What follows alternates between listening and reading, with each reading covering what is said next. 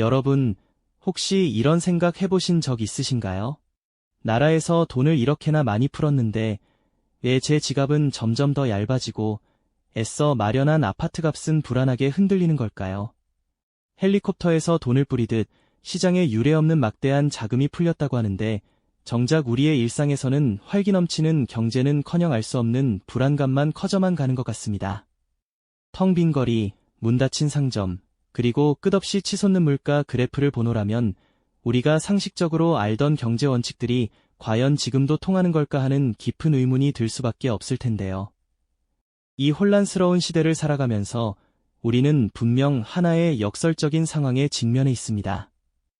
돈을 풀면 경기가 좋아진다는 기본적인 경제 원리가 지금은 제대로 작동하지 않는 걸까요?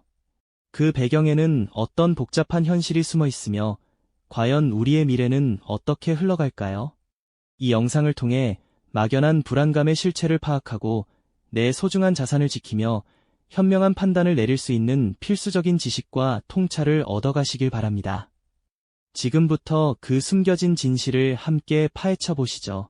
코로나19 팬데믹이 전 세계를 강타했던 시기를 기억하시나요?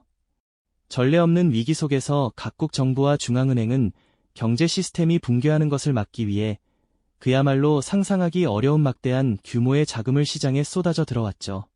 침체된 경기를 부양하고 고통받는 기업과 가게를 지원하며 이 전대미문의 위기를 극복하겠다는 분명한 이유와 의도가 있었습니다.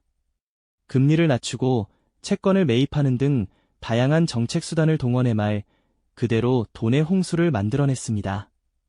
하지만 모두의 예상과는 달리 그렇게 풀린 돈은 경제에 활력을 불어넣기보다는 오히려 깊은 침체의 그림자를 드리우기 시작했습니다. 기대했던 만큼 생산 활동이 늘어나거나 소비가 폭발적으로 증가하지 않았던 것이죠. 팬데믹으로 인해 텅 비었던 도시의 모습, 영업을 중단하고 굳게 닫힌 상점의 셔터는 우리가 풀린 돈의 효과를 체감하기 어렵게 만들었습니다. 각국의 GDP 성장률 그래프는 지지부진했고 가계부채는 눈덩이처럼 불어나는 역설적인 상황이 펼쳐진 것입니다. 우리는 여기서 첫 번째 의문에 봉착하게 됩니다. 막대한 돈이 풀렸음에도 불구하고 왜 실물 경제는 얼어붙어 있었던 걸까요? 그렇다면 과연 그렇게 풀린 돈은 어디로 사라졌던 걸까요? 의도했던 생산 활동이나 소비 촉진으로 이어지지 않은 유동성은 다른 곳으로 방향을 틀었습니다. 바로 자산시장, 특히 부동산 시장으로 말이죠. 금리 인하와 저금리 기조가 장기간 이어지면서 돈을 빌리는 비용이 싸지자 많은 사람들이 은행 문을 두드렸습니다.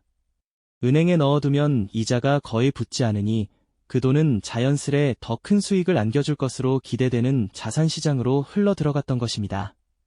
주식시장의 차트가 가파르게 상승하고 아파트 모델하우스 앞에는 밤샘 줄이 늘어섰으며 부동산 중개업소는 밀려드는 계약으로 분주한 나날을 보냈습니다. 이른바 비투나 영끌이라는 신조어가 등장하며 빚을 내서라도 자산을 사들이려는 움직임이 사회 전반에 확산되었죠. 돈이 돈을 버는 듯한 기이한 현상이 벌어진 것입니다.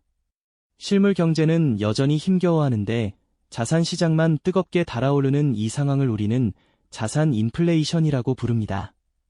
물건 값이 오르는 일반적인 인플레이션과 달리 자산의 가격이 급등하는 현상을 뜻하는 것이죠. 이렇게 풀린 돈이 자산 시장으로만 집중된 원인과 그 파급 효과는 무엇일까요? 이어서 살펴보시죠. 그렇다면 왜 이렇게 풀린 막대한 돈이 실물 경제를 살리기보다는 자산 시장으로만 집중되어 흘러들어갔을까요? 그 시작은 저금리 기조에서 찾아볼 수 있습니다. 전례 없는 팬데믹 상황에서 각국 정부는 경제를 살리기 위해 기준금리를 파격적으로 낮췄죠. 돈을 빌리는 비용이 싸지니 기업은 투자를 늘리고 개인은 소비를 늘릴 것이라는 기대가 있었기 때문입니다. 하지만 현실은 달랐습니다. 불확실성이 커지자 기업들은 섣불리 투자하기를 꺼렸고 개인들 역시 미래에 대한 불안감으로 지갑을 닫았죠. 대신 이렇게 싸게 빌릴 수 있는 돈은 어디로 향했을까요? 바로 주식이나 부동산 같은 자산시장으로 흘러들어갔습니다. 은행 이자가 너무 낮으니 돈을 넣어두어도 이렇다 할 수익을 기대하기 어려웠던 투자자들은 더 높은 수익을 찾아 자산 시장으로 몰려들었던 거죠. 이러한 현상은 특히 부동산 시장에서 두드러지게 나타났습니다. 넘쳐나는 유동성이 부동산으로 집중되면서 아파트 가격은 마치 거품처럼 부풀어 오르기 시작했습니다. 지금 아니면 내 집 마련은 영영 불가능하다는 불안감이 팽배해지면서 많은 분들이 소위 영끌, 즉 영혼까지 끌어모아 대출을 받아 집을 사기 시작했죠. 젊은 세대까지도 주택 구매에 뛰어들면서 한동안 부동산 시장은 그야말로 뜨겁게 달아올랐습니다. 하지만 이 열기는 오래가지 못했습니다. 인플레이션이 심화되면서 각국 중앙은행들은 치솟는 물가를 잡기 위해 금리를 올리기 시작했고, 이는 고스란히 영끌족의 어깨를 짓누르는 무거운 짐이 되었습니다. 대출 이자가 감당할 수 없을 정도로 불어나면서 매달 상환해야 할 금액은 눈덩이처럼 커져만 갔죠. 한밤중 불이 꺼진 아파트 단지를 보며 대출 상환의 압박에 시달리는 가장의 뒷모습은 이 시대의 아픈 단면을 보여주는 듯합니다. 더욱이 문제는 여기서 끝나지 않습니다. 만약 아파트 가격이 하락하기 시작하면 이 모든 것이 경제 전반의 연쇄적인 위기로 이어질 수 있다는 점입니다. 예를 들어 집값이 대출금보다 낮아지는 깡통 전세나 역전세 현상이 심화되면 세입자들은 보증금을 돌려받지 못하는 상황에 처할 수 있습니다. 이는 단순히 개인의 피해를 넘어 금융 시스템 전체의 불안정성을 키우는 요인이 될 수 있습니다. 돈을 풀었는데도 침체되는 경제, 불안한 아파트 값이라는 이 복합적인 위기 상황에 대해 경제 전문가들은 어떤 해석과 전망을 내놓고 있을까요?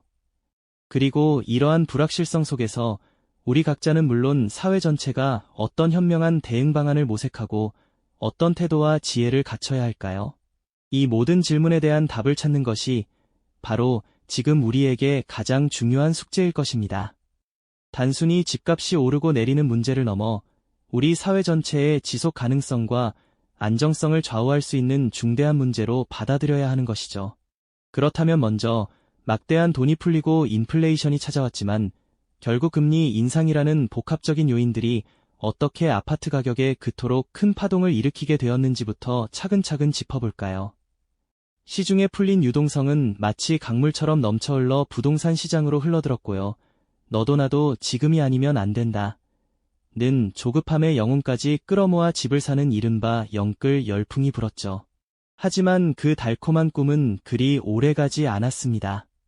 급격한 금리 인상이라는 거대한 파도가 밀려오면서 변동금리로 대출을 받았던 많은 분들은 매달 감당해야 할 이자, 부담에 밤잠을 설치는 고통을 겪게 된 것입니다. 어렵게 마련한 보금자리가 이제는 거대한 빚더미로 느껴지는 현실, 참으로 안타깝지 않을 수 없습니다. 부동산 시장에서는 깡통 전세나 역전세 같은 무서운 단어들이 심심찮게 들려오고 아파트 경매 안내문이 거리에 나붙는 모습은 우리 사회의 어두운 단면을 보여주는 듯합니다. 건설 현장의 크레인마저 멈춰서고 새로운 아파트 공급은 줄어드는 악순환이 이어지는 것이죠. 아파트 가격은 단순히 주거의 문제를 넘어 우리 경제 시스템 전체의 핵심 내관이 되어버린 셈입니다. 만약 아파트 가격이 급격하게 하락한다면 이는 가계 부채 문제로 이어져 금융권의 부실을 초래하고 소비심리 위축을 불러와 경제 전반에 연쇄적인 충격을 줄 수 있기 때문입니다. 한 개인의 고통이 사회 전체의 위기감으로 연결될 수 있는 매우 심각한 상황인 것이죠. 이처럼 돈을 풀었는데도 경제는 침체되고 아파트 값은 불안정해지는 이 복합적인 위기 상황 앞에서 우리는 어떤 자세를 취해야 할까요? 경제 전문가들의 해석 역시 다양한데요. 어떤 이들은 유동성 공급이 불가피했지만 그 부작용을 예측하지 못했다고 지적하기도 하고요. 또 다른 이들은 전 세계적인 공급망 문제와 지정학적 리스크가 겹치면서 예상치 못한 복합 위기로 발전했다고 분석하기도 합니다. 정부와 중앙은행은 이 딜레마 속에서 정책적인 고민을 거듭하고 있습니다. 급격한 금리 인상이 경제 전반에 미칠 충격을 줄이면서도 인플레이션을 잡고 부동산 시장의 연착륙을 유도해야 하는 어려운 과제를 안고 있는 것이죠. 이러한 불확실성 속에서 우리 개인은 어떻게 현명하게 대응해야 할까요? 전문가들은 무엇보다 자산 배분의 중요성을 강조합니다. 한 곳에 집중하기보다는 위험을 분산시키고 빚을 줄여 재무 건전성을 확보하는 것이 중요하다고 조언하죠. 또한 급변하는 경제 상황에 대한 꾸준한 학습과 통찰력을 키우는 것도 필요합니다. 단순히 뉴스의 헤드라인만 쫓기보다는 그 이면에 숨겨진 경제 원리와 거시적인 흐름을 이해하려는 노력이 중요한 때입니다. 미래를 고민하는 사람들의 모습처럼 차분하면서도 결연한 태도로 이 복잡한 시대를 헤쳐나갈 지혜를 모아야 할 것입니다. 결국 이 모든 과정은 돈을 푼다는 단순한 정책이 어떻게 의도치 않은 자산 버블과 인플레이션을 거쳐 결국 금리 인상과 경기 침체, 그리고 아파트가 불안이라는 거대한 딜레마로 돌아왔는지 그 복잡한 인과관계의 고리를 명확히 보여주고 있습니다. 특히 이 모든 과정이 결국 평범한 개인의 삶에 얼마나 큰 부담으로 작용하는지 우리는 경제 시스템의 잔혹한 역설을 직면하게 되는 것이죠. 경제는 단순히 몇 가지 공식으로만 움직이는 것이 아니라는 깨달음. 단기적인 처방이 장기적으로는 예상치 못한 부작용을 낳을 수 있음을 인지하고 거시적인 흐름과 미시적인 개인의 삶이 어떻게 긴밀하게 연결되는지 이해하는 것이 그 어느 때보다 중요해지는 순간입니다. 이 복잡한 경제 현상 속에서 답을 찾기 어려운 현실을 인정하면서도 지식과 통찰을 통해 스스로의 길을 찾아야 하는 것이죠. 이 영상이 도움이 되셨다면 좋아요와 구독 부탁드립니다. 여러분의 응원이 제게 큰 힘이 됩니다. 다음 영상에서도 더 유용한 정보를 공유하겠습니다. 감사합니다.